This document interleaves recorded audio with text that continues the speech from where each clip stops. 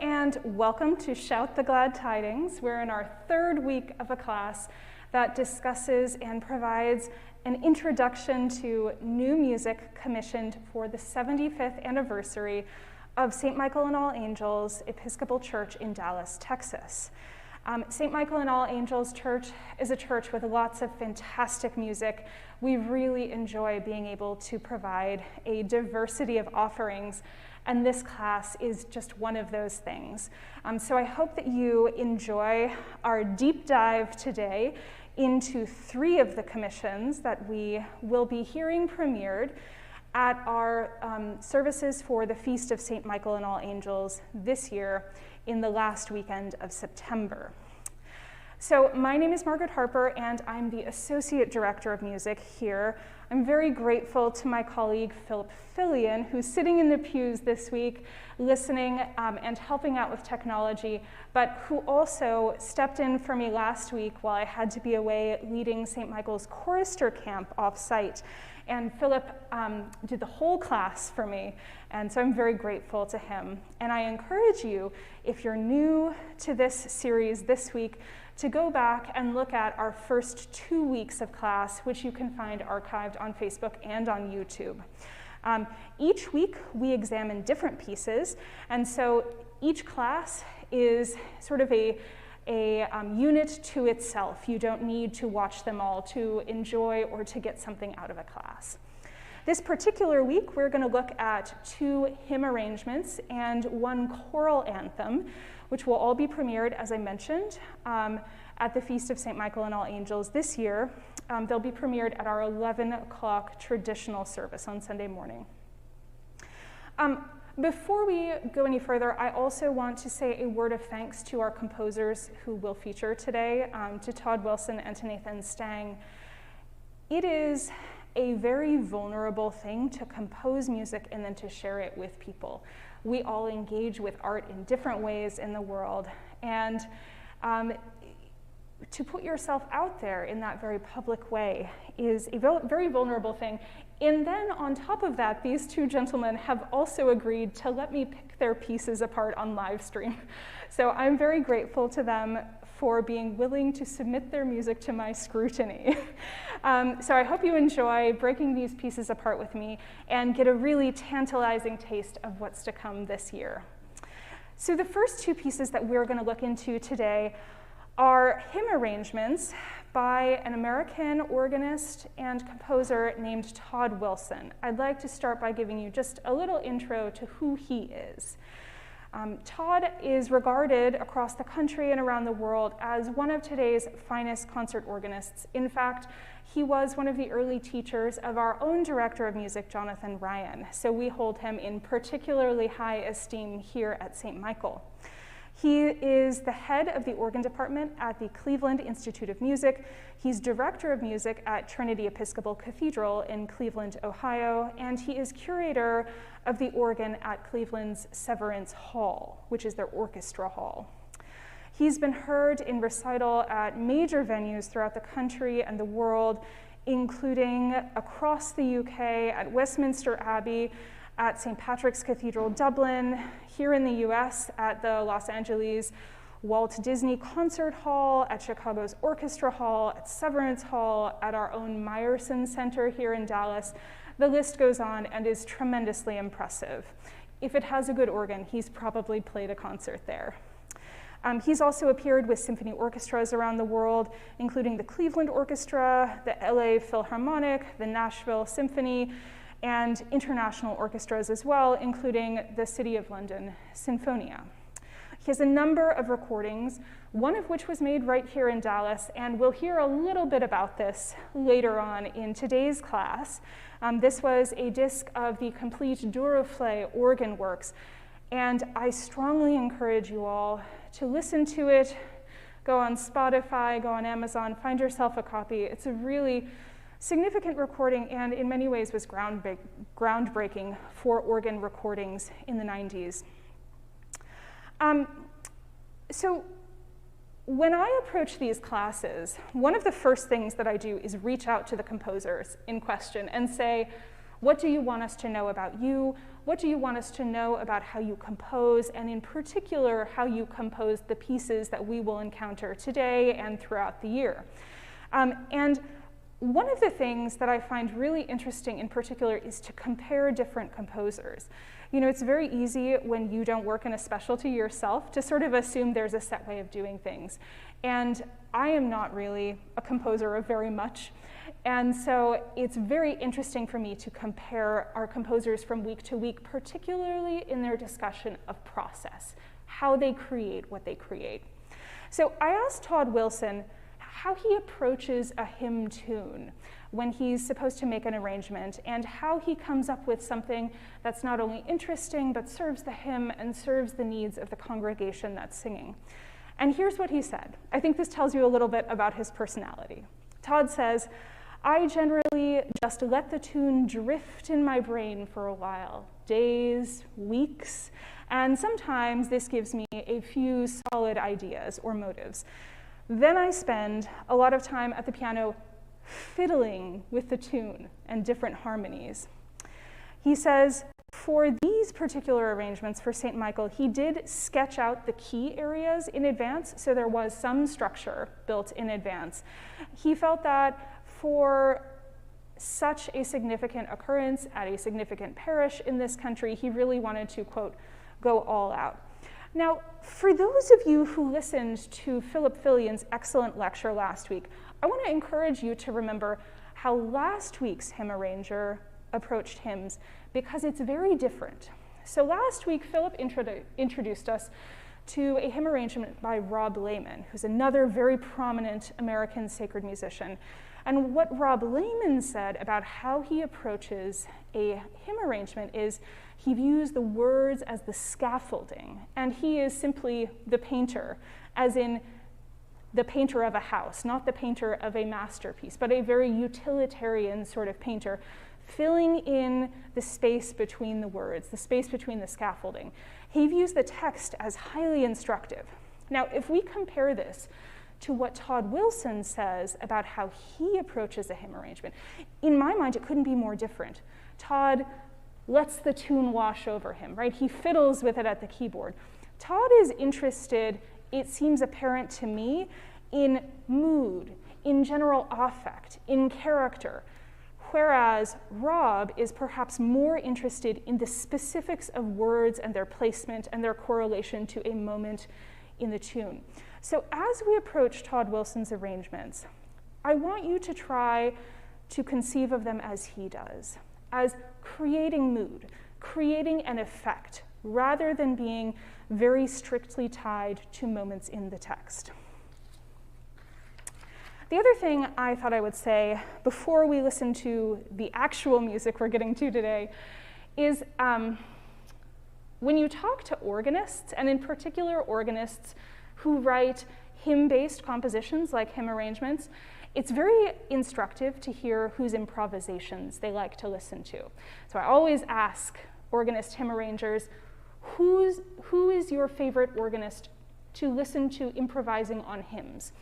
And Todd's favorite organist is the late, the great Jerry Hancock, who was for years at St. Thomas Church on Fifth Avenue in New York, who was actually one of my teachers way back in the day.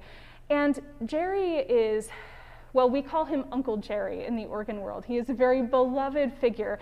And what I thought I would do for you is just to get you in the sound world of what Todd really likes to live in, I thought I would play for you a video, and for you online, a sound clip of Todd playing a transcription of his own of one of Jerry Hancock's hymn improvisations. So this music was created in the moment at the organ by Jerry Hancock. Todd Wilson heard a recording of a live performance, I assume, and wrote it down, and now Todd performs it. So it's Todd playing, but it's Jerry Hancock's improvisation. So it takes about 2 minutes. I'd like to listen to that now, and I want you to think about how Jerry's improvisation creates mood.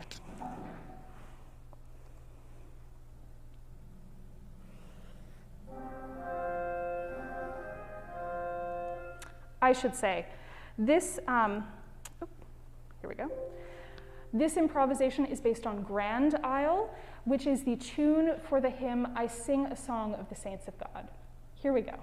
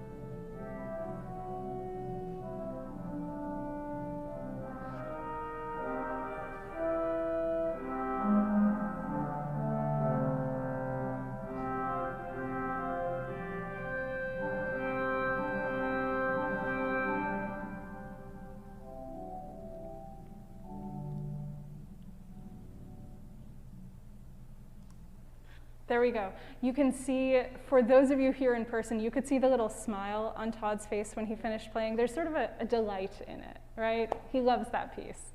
So what I thought we would do next is talk about the actual hymn arrangements that we will be premiering this year. And I wonder, those of you here in person, I'm putting you on the spot a little bit, but I wonder if we might just sing the first hymn involved, which is Ye Holy Angels Bright. For those of you at home, I welcome you to sing along with us too. I love singing hymns at home. This is in the hymnal 1982. This is hymn 625. But if you're at home on your computer, you can just Google it. This hymn is available through a number of services free online. So again, this is Ye Holy Angels Bright, hymn 625. And as we sing, think about the text, think about the general mood that the text brings about, maybe not specific words, but the general sort of aura of the text. And go ahead and stand up if you're here in person. This is hymn 625, Ye Holy Angels Bright. And for those of you at St. Michael, this is a very familiar hymn, comes back every year.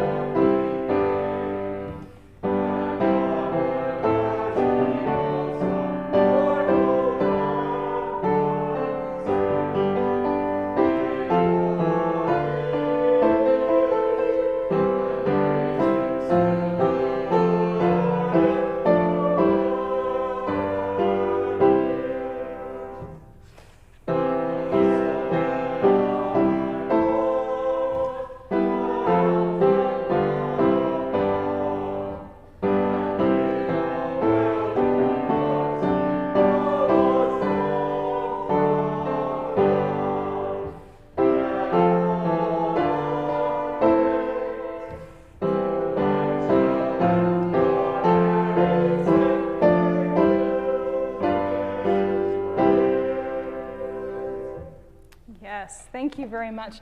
You know, it's not really fair. People came to listen today and I've made you all sing, but isn't that just the way it goes? We have a couple choir members sitting in the audience and they're used to being made to sing. All right, so let's talk a little bit about what Todd Wilson does with this tune. The first thing I want to talk about is key areas in the piece. And for those of you here in person, that slide up there, that's for the next thing. Don't worry about that for now. So the version that Todd sets of this piece for 4 verses goes through 4 keys. Every single verse is in a different key, which means that our experience of the text and the character of each verse is fundamentally different, both because of the character inherent in a key area in music, but also because in our voice, being higher or lower changes our physical experience of singing it. And what's very interesting to me is that for the first and second verses, the first verse he puts in B flat, the second verse he puts in E flat, which is dramatically higher. And just to give you an idea of the difference that that makes, I wonder if we might just sing the first phrase, "Ye holy angels bright," stop there, in the 2 different keys. And I want you to think about how it feels in your body. It's a very different place to sit. So here's a B flat. So if we sing the first phrase together in B flat, 1, 2, 3.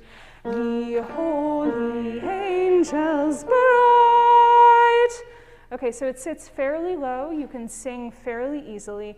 The second verse, you might think that he would modulate just a little ways away, just to amp up your experience a bit, but he jumps from here all the way up to here. So if we can try singing the first phrase of the melody, just starting on an E flat. Let's see how it feels. 1, 2, 3. Ye holy angels bright.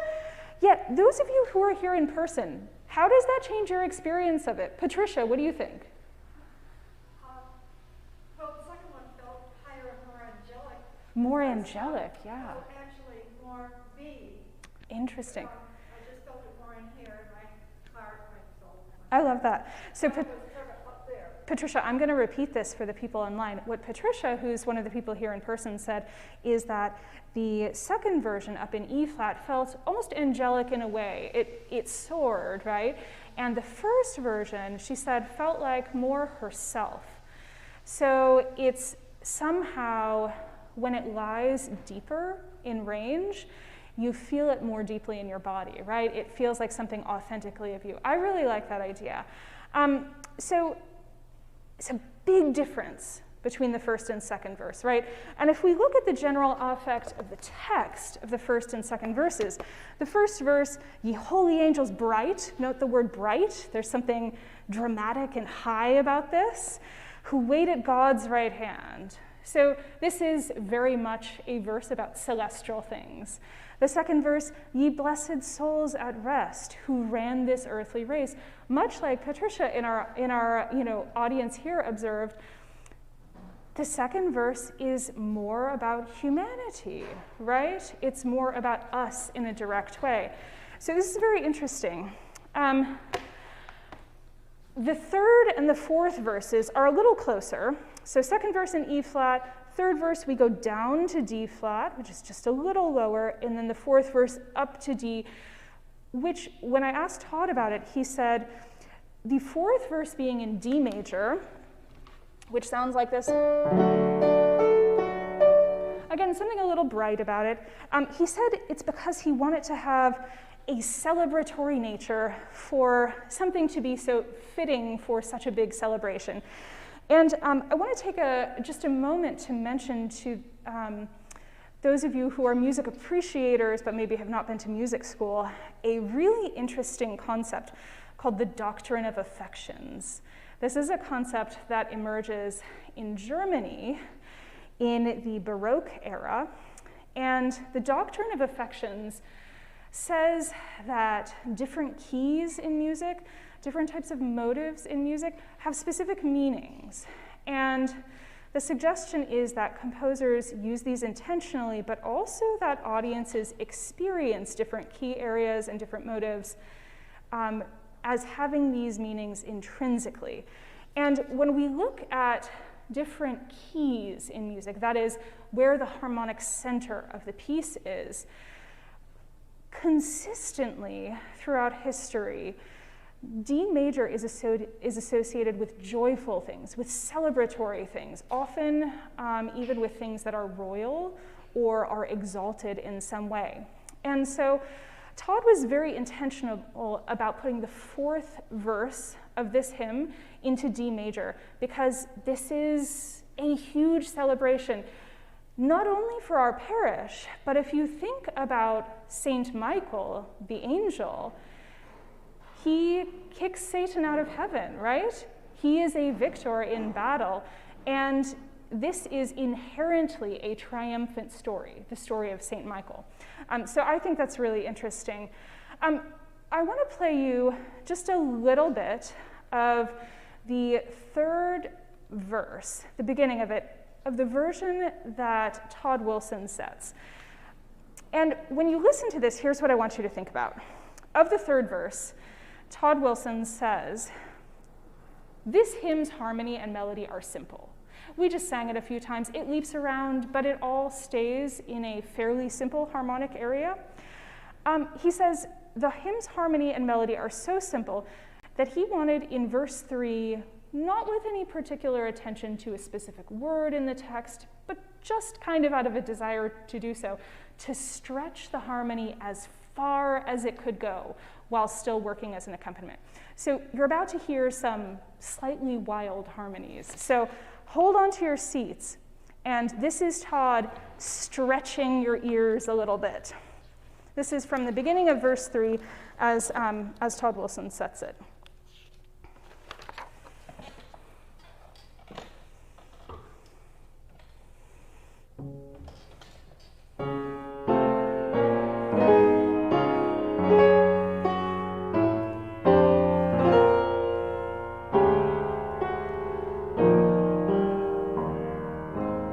So again, the melody is.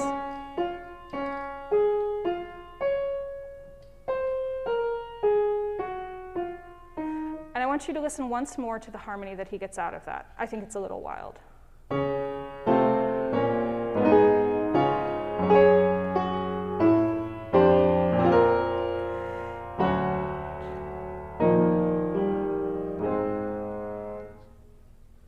Stretches you, right? He cadences nicely in A flat at the end of that phrase, but oh my goodness, it's wild until he does. And again, this isn't about any one particular word in the text. It's, if you think back to Todd Wilson's process as a composer, he lets the tune swirl in his head. He's interested in what it can do, what the possibilities are. And for me, the beginning of the third verse is very much that. I won't play you the whole thing because, well, we have to leave something to be exciting for the Feast of St. Michael and All Angels. But that's just a little hint of that. Now, verse 4, as I suggested before, is meant to be celebratory. Think about the text of the hymn in the fourth verse. Let's read it here. So the fourth verse reads as follows: "My soul, bear thou thy part, triumph in God above, and with a well-tuned heart sing thou the songs of love. Let us all thy days, till life shall end, whate'er he send, be filled with praise." So again, the key of D major, throughout music history, associated with triumph in battle, a celebratory key. And in combination with the key of D major, Todd Wilson gives us a soaring descant for the sopranos. I want to play you, though, just a little bit of the very end of verse 4.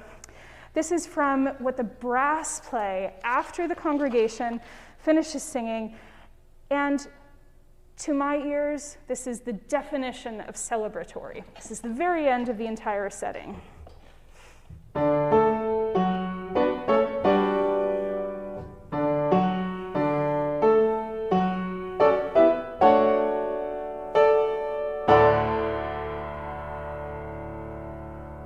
So it's not enough just to finish the hymn loud with brass trumpeting away, timpani rolling, the organ blasting you out of your seat. he gets a little brass tag on the end too.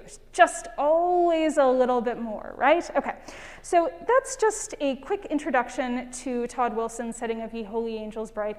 There's so much more in it for you to hear, and again, you'll hear that at our 11 o'clock service at the Feast of St. Michael and All Angels here, which will be the last Sunday in September. Now I want to give you a brief introduction to Todd Wilson's second hymn arrangement for that day, which also is for brass and organ and timpani, and of course choir and congregation, which is of the classic hymn Ye Holy Angels Bright to the tune Lasst uns erfreuen. I wonder if I can put you on the spot again, those of you here in person. Let's sing just one verse of this hymn, which is 618 in the hymnal 1982. Again, for those of you watching from home, if you have a hymnal 1982, it's hymn 618, but you can also just go to Google and type in Ye Watchers and Ye Holy Ones. You'll find a PDF of this very easily. Let's just sing the first verse together of hymn 618. Oh my goodness, I've got those of you here in person trained like a choir. You're standing without even being told you have to. This is fantastic. I love it. All right, just one verse. I'll give you a short intro.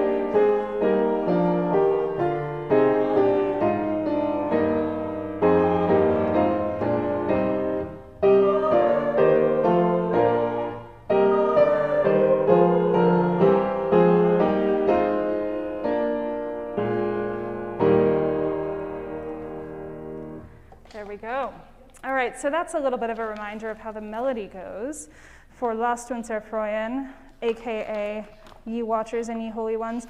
Bonus points for those of you here in person, if any of you can tell me, what is the other hymn text that we sing that tune to commonly? What is the other hymn text that we sing to that melody? Monica? All creatures of our God and King is the correct answer. This is great. This is a knock-up live audience here today, getting all the right answers. All right, so I want to show you a slide, which handy Philip Fillion is going to pull up for those of you online, and those of you here in person can see it up here. This is the first page of Todd Wilson's arrangement for us of Ye Watchers and Ye Holy Ones. And I'll just say this is sort of the conductor's score version. You'll notice that there are reduced staves. So all of the brass, for instance, are on one staff here until it expands out to two when we get the trumpets entering later. So this is a little bit reduced. But we talked about key areas in our last hymn arrangement, and we noticed that there were 4 different keys, 1 for each verse. I want you to look at the first page of this score. There is not 1, not 2, but 3 key areas in the introduction alone. So we thought it was a lot. I thought it was a lot that Ye Holy Angels Bright had a different key for each verse. Here in the introduction alone, we get 3 key areas. This has an extraordinary effect of making what is a fairly predictable tune completely unpredictable. I want to play you just this, the beginning of the introduction to this from Todd Wilson, and I want you to notice not only does the changing of key as we go on sort of shift the sand under you, but also we have some unusual time signatures here. Now, I know not all of you are musicians, so what I want you to do is look at the numbers at the beginning of each measure. So for instance, at the very beginning, it's a 7 over a 4. More typical in music would be to have even numbers at the top. Odd numbers at the top of a time signature are both unusual and have an effect of being unsettling for the listener. So we have 2 factors that Todd is using here in the introduction to make it perhaps ambiguous, perhaps exciting, but certainly not simple. Here's how it sounds.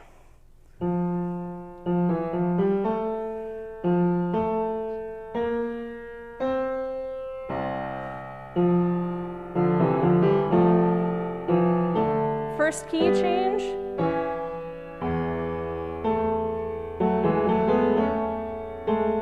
Second key change.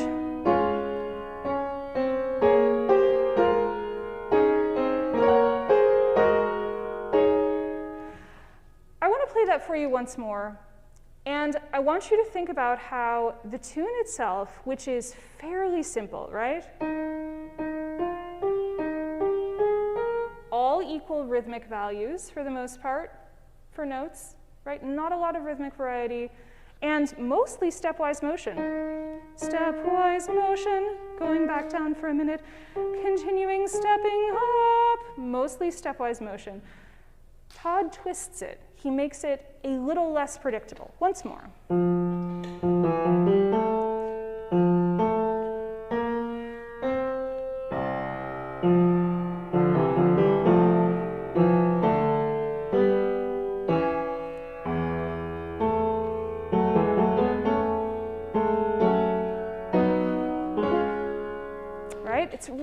It's really masterful setting. And actually, when I talked to Todd about this hymn arrangement, he said to me that one of the overriding concerns he had is exactly that this melody is predictable in a way, right? We sing it to one of the most common children's hymns that we have in our tradition, right? All creatures of our God and King. How young were you when you learned that? I think I was maybe 5 years old. It's ingrained in my memory. This is a melody that is not only predictable, it's memorized for almost everyone in the pews. And so Todd's primary concern with this was that he make it not so predictable, that he inject a little bit of spice, that he kind of tell you from the introduction on, you don't know what's coming. Listen, wait, get on the edge of your seat. And I think that the intro does that. Okay, so 3 modulations in the intro alone, some funky time signatures, building excitement through the introduction. Then I want to play for you also the end of the introduction because it uses a really interesting technique that was first pioneered by French composers around the end of the 19th century. This is called harmonic planing. Now, normally in music, you get kind of a leaping bass line, right? It's not typically all stepwise, and you have independent motion between your outer voices. But in harmonic planing, everything moves in the same direction all the time. And this creates a different sort of center than traditional music harmony does. I want you to listen for just a minute to the harmonic planing that Todd uses.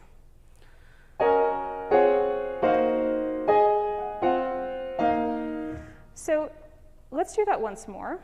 Think about if you can feel a harmonic center. Can you sense where home in this key might be?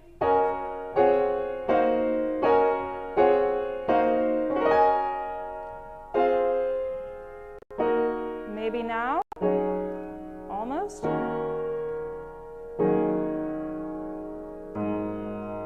Now you can sense home, right? Ye watchers and... But while we're planing, I have no idea where home is, right? This is the whole goal of harmonic planing, is that it gives you something in terms of compositional technique to keep the music unified, but it takes you away from a harmonic center. It doesn't let you know where your goal is going to be. So we start by planing.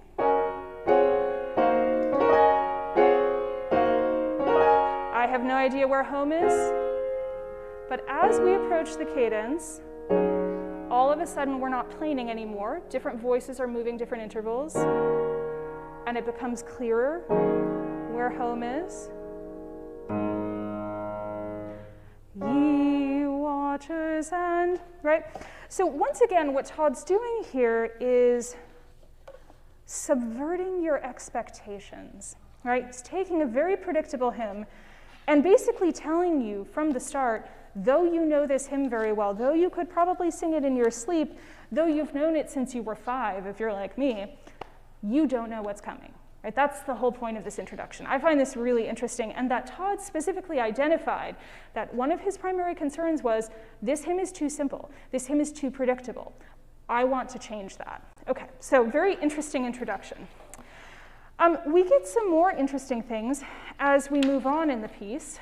There are a few moments that I want to show you. And several of them have to do with a musical concept called canon. Has anybody sung Frère Jacques? Frère Jacques is an example of a musical canon. So a canon is a piece that can be used effectively against itself in imitation. So say you start singing Frère Jacques, your friend starts at one phrase later, and you can still sing the entire song, and it sounds good. The song or the hymn sounds good against itself, spaced out. And so you get the first iteration of it going along, and then the second iteration comes, and they can each sing it perfectly authentically, and they sound good against each other. The hymn tune, Lost to Unserfreuen, is a tune that works particularly well for that. And actually, often when I improvise on this hymn tune, I use canon.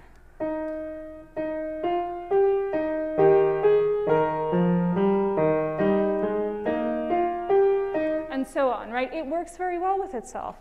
And so this is a technique that Todd has exploited in his setting of Ye Watchers and Ye Holy Ones. And I want to draw your attention to a few places where he does that and different ways in which he does it. The first place where I want to draw your attention to is, let's see here, gotta look at my sample, is in the first verse. He does it at the end of the verse between the organ and the singers. The singers for the first verse are all in unison, and what he does is he has the organ do it before everyone else.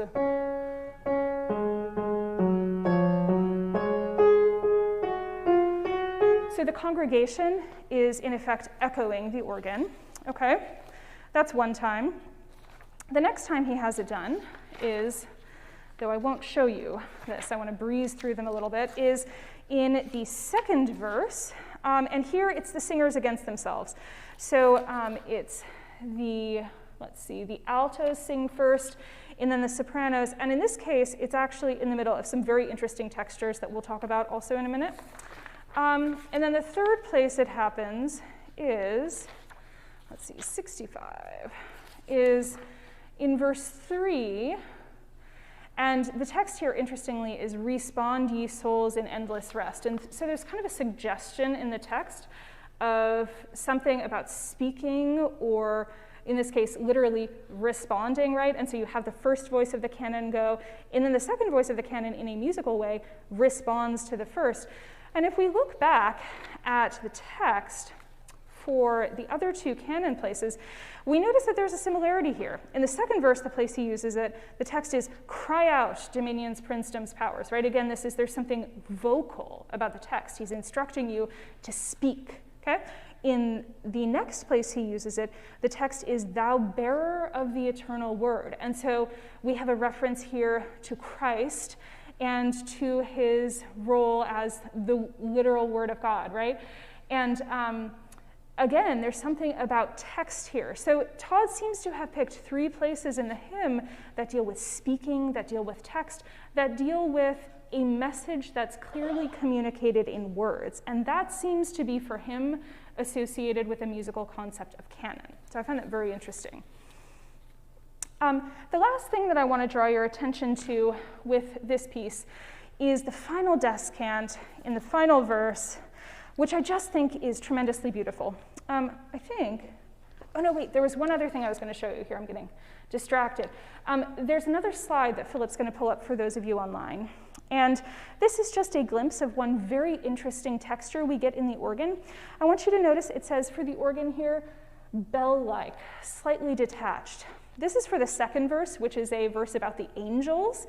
And in it, he's kind of, I think, depicting something celestial in a way, right? We get this repeating motive in the organ for the second verse, which I'll play for you so you can imagine And it goes almost for the entire verse. I mean, it changes slightly, but here's how it sounds.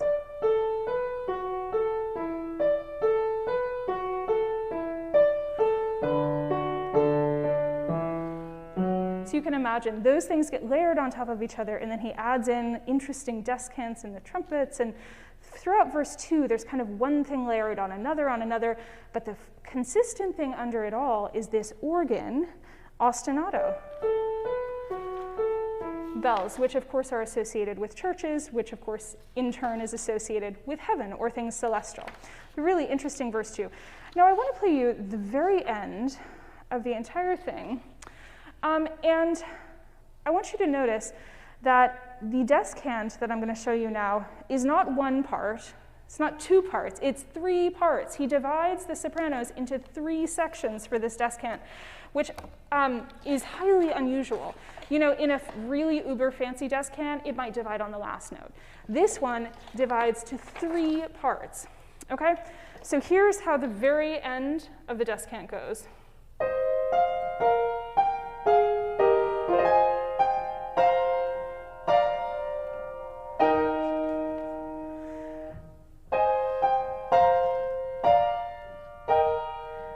The descant is so rich with three voices that it could basically be a piece unto itself, but you also have the melody going, you also have the brass quintet going, you also have the organ roaring away, you also have the timpani wailing away. So there's something incredibly rich about the way that Todd ends this piece. I also want to share with you, I asked Todd, what's your favorite Dallas memory? Because Todd has been to Dallas a number of times and, as I mentioned, has recorded a very important album here, has performed at the Meyerson and so on. And here's what Todd says about Dallas. Dallas is a wonderful organ city, no surprise to us, and I've enjoyed every time I've played there over the years. Making that Duraflame recording back in the 80s was a big deal in the early days of CDs. All the credit goes to George Baker, who, by the way, if you listen to our first session, we have also commissioned for our 75th anniversary. So he says, all the credit for that goes to George Baker, George Gilliam, and the late Marvin Judy, who, by the way, was the head of Schutte Organs when our organ here at St. Michael was built. So the person who was in charge of the building of our organ is also closely related to Todd. And he also wants you to know that his favorite thing about Dallas is eating at La Madeleine, which I'm sure we can all sympathize with. So that's a little taste of Todd Wilson. Now I want to introduce you to our next piece, which is called Michael Shall Stand Up. Now those of you who are in the choir have already gotten a bit of an introduction to this. It's a really fascinating piece.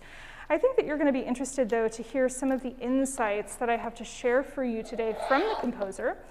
And I'll just mention before we get too far into our discussion of this piece that there are two names we use in regard to this piece. So we commissioned it from Nathan Stang, but they have recently changed their name to Alex Ostergaard. And so those two names are going to appear in print a little bit. And we actually will listen to a greeting from Alex later on at the end of our session today, and he identifies himself as Alex, so I just don't want you to be confused about that difference. So Alex is a composer, teacher, and keyboardist who's from Vero Beach, Florida. They hold 3 degrees in music composition from Stetson University, from Eastman School of Music, which is how I know them, and from Indiana University, which is where their doctorate is from. He has received a significant amount of recognition.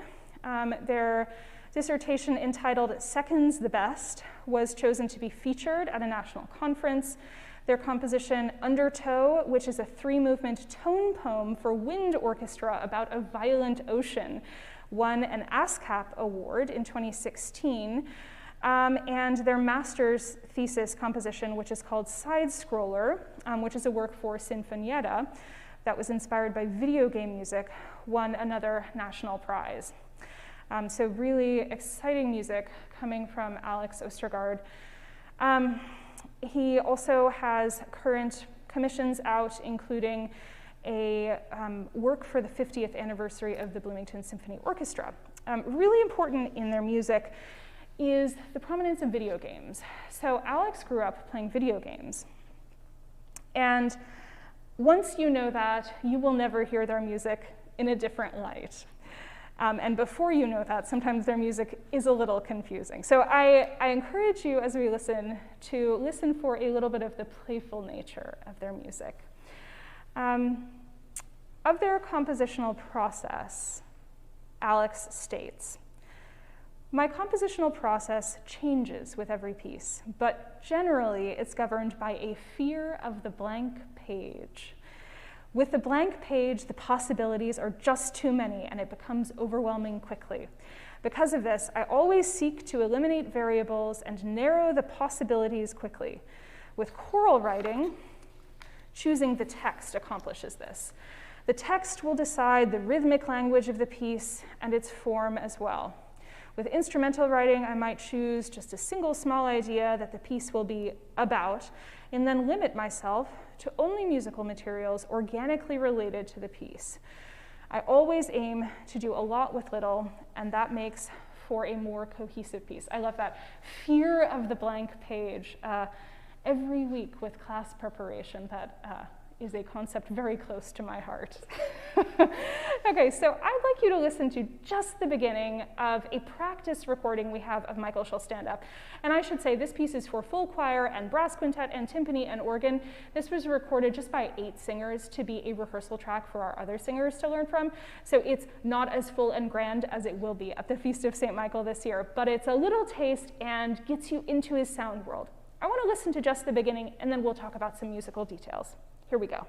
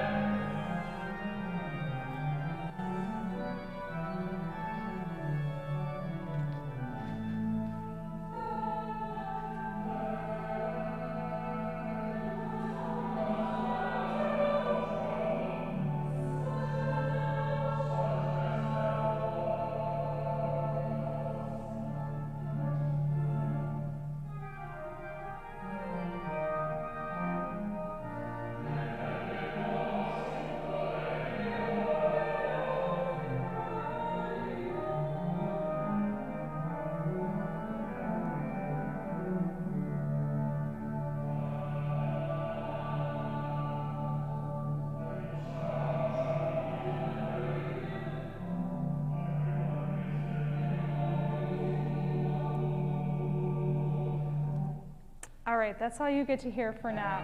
Whoop. I guess maybe you get to hear a little more. Okay, so that's just a little taste of his sound world. I want to delve a bit into the text now, because the text of this piece really sets a lot of the compositional decisions that Nathan made throughout. Mr. Fillion, I wonder if you would share with our online viewers the slide of the text, and those of you here in person should be able to see above you the text. So what Nathan did in setting this piece was, first of all, to address the issue of there is very little written about Michael in the Bible. And so what he did is he combined biblical accounts of Michael with a prayer to St. Michael by Pope Leo VIII. And he kind of spliced these 2 texts, well, 3 texts, because he uses 2 texts from the Bible, first from Daniel 12, verse 1, and second from Revelation 12, verses 7 to 9. He splices these 2 things in between each other. He uses the Leonine prayer to St. Michael in Latin, and he puts the biblical texts in English because he wants the listeners to be able to tell that he's transitioning between 2 different texts, even though he ties them together. And so up here on your slide, you should be able to see on the left-hand side the prayer to St. Michael by Pope Leo VIII with a translation of it as well. And on the right, on the left you see the compilation of the 2 texts. Everything in Latin is the prayer from Pope Leo VIII, and everything in English is a biblical text, and then over on the right-hand side, you see a translation of the prayer text. So it's a very interesting combination of things, which results basically with, "Blessed Michael, Archangel, there will be a time of trouble such as never was, defending us in the hour of conflict, and thy people shall be delivered," everyone written in the book. You can see how these texts actually marry together with a fair amount of legitimacy. I mean, they work together. Okay, so first things first, how did the text happen? And now you know that. So with the text, we have two opposing elements. We have the Latin prayer, we have the English Bible text that contrast each other. And what does Nathan do? He sets these two types of texts with different types of music. And so the Latin text from the beginning, from the prayer of Pope Leo, is this sort of jaunty motive that we heard in the opening, bum, ba-da, da, da, right? Sancte Michael. There's a sort of lilting rhythmic excitement to it. And when we get to the texts that are in English, all of a sudden we get kind of a bubbling under the surface organ music, but the voices are totally stable. So I want to show you what these bits of music look like. So here you see a slide of the first motive. This is the music that's used for the text in Latin. It's angular, it's rhythmically alive, it keeps you on the edge of your seat. And then if we look ahead to the musical material we have for the B section, long notes for the choir, right? Very long notes for the choir, sort of a bubbling organ accompaniment underneath, but this sense that like the surface of the water is static and you don't know what monsters lurk beneath, right? I don't think it's meant to be insidious that way, but there's a little bit of that ominous nature. Okay, so we have contrast of two different types of musical materials which are associated with the two different texts. It's very clear he wants opposing elements, which then will combine later. So the last statement of the B theme, which is this static voices on long notes with a crazy organ accompaniment underneath, the last statement of that is actually at the opening tempo of the A material. So all of a sudden it's faster. Okay, this is associated with the text that it leads up to is, "And there was war in heaven." So the music, as we approach the war section, begins to increase in pacing, become a little more about combining our two motives. We have a B theme, but at the tempo of the A material, moving forward, pushing you off your seat, right? And this section is important for other reasons as well. We'll discuss key centers in just a minute. It's very interesting. But also, this section about war in heaven ends on a section marked slowly, worshipfully, which is the thing that's most like a hymn melody that we've had so far. And this moment is the golden mean. So we have our A theme alternating with our B theme from the beginning of the piece, alternating. Then the final statement of the B theme is at the fast tempo of the A theme. It leads up into a section about war in heaven, which finishes at the golden mean. So the moment of triumph in heaven for Michael the Archangel is at the moment of the golden mean. It's very interesting. I asked Nathan about this, and it's not intentional. He didn't realize that it was true. You would think that it would be because it lines up so perfectly, but actually he was interested in the golden mean, but he conceived of it not in terms of measure numbers in the piece, but in terms of the timing of the piece. And so actually he meant for the golden mean to be at where the text is, "and prevailed not." So the serpent did not prevail, which is another moment where the text is about the victory in heaven. So in essence, there are two moments in this piece where we get a golden mean, and both of them are about victory, and only one of them was intentional. This is very interesting, and I think it's one of the marks of very good composition. Okay, I'm going to show you another slide. This is about key areas in the piece.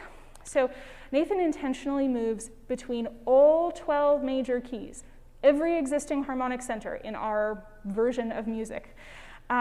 He says about this, quote, "I'm a bit of a completist and couldn't resist the urge to check off every last one." The piece starts in A major, so you can find A major on your diagram on the far right side at about 3 o'clock. Notice the green arrow follows and we get closer, keys that are closer and closer to one another. So what he says is, the piece starts in A flat, not in A. So we start on the left side about, 8 o'clock, and then the red arrow goes up. And you notice he bounces from A flat to D to E flat to G, these keys getting closer to each other on the circle. And this is a traditional way to represent harmonic centers in music, so it's very intentional. So getting closer and closer to each other. Then, when we should get to C, instead of having C, he gives us instead, okay, here we go. I want to read this to you verbatim. The piece starts in A flat and bounces its way across the circle of fifths between increasingly more closely related keys until the serpent appears, which is, up until now, the red line. At that time, the next key in the cycle, F major, is replaced with one a tritone away, which is a C flat, a big surprise. The distance between F and C flat is a very painful, very dissonant interval. So if you think about structure, this is a shock. And that interval, historically in music, is known as the diabolos in music, which is the devil in music, because as you've heard, it's so dissonant. It's the most difficult interval to sing. Diabolos in musica, this is no surprise. So even the key centers that Nathan moves through are very intentional and symbolically linked to the text of the piece. It's fascinating. So I want to end today by listening to our entire trial recording of the piece. Keeping in mind, again, it will be much grander in person with an army of singers and brass and organ wailing away. But I want you to think about the elements of composition we've discussed today. I want you to think about the importance of the golden mean, about the way that our two contrasting musical themes and our two contrasting texts dialogue with one another. And this is how we'll close up our class today, listening to the entire recording of Michael Shall Stand Up.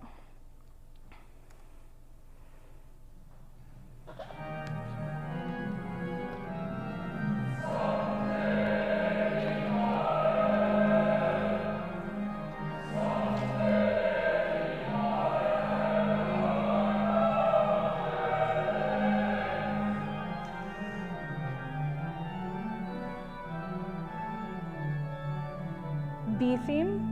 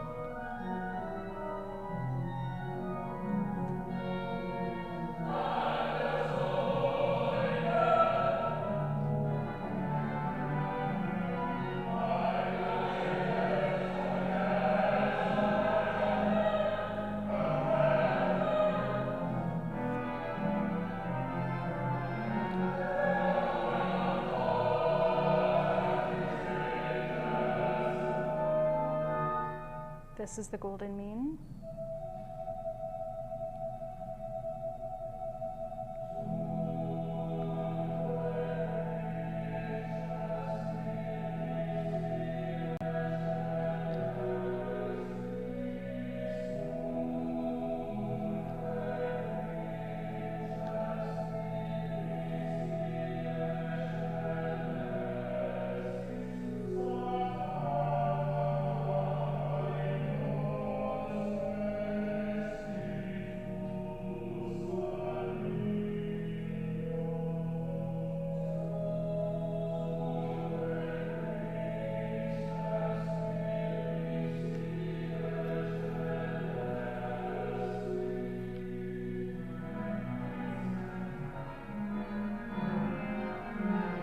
And this is the second golden mean.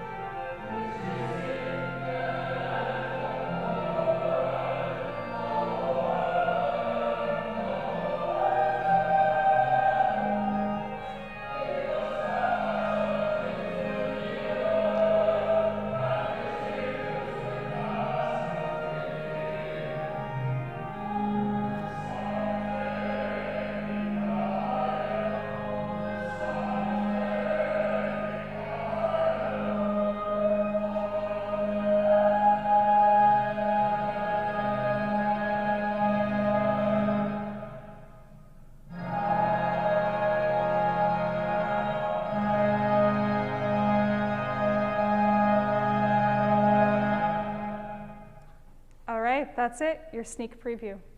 To hear all of this music, you're going to have to come back and join us at the 11 o'clock a.m. traditional service on the last Sunday of September for the Feast of St. Michael and All Angels, celebrating our 75th anniversary year. Please join us next week. We have more wonderful music to discuss, including a newly commissioned organ work that includes some fascinating philosophical themes by Angela Kraft-Cross. So I encourage you to join us, same time, same place, next week. That's all for now. Yay.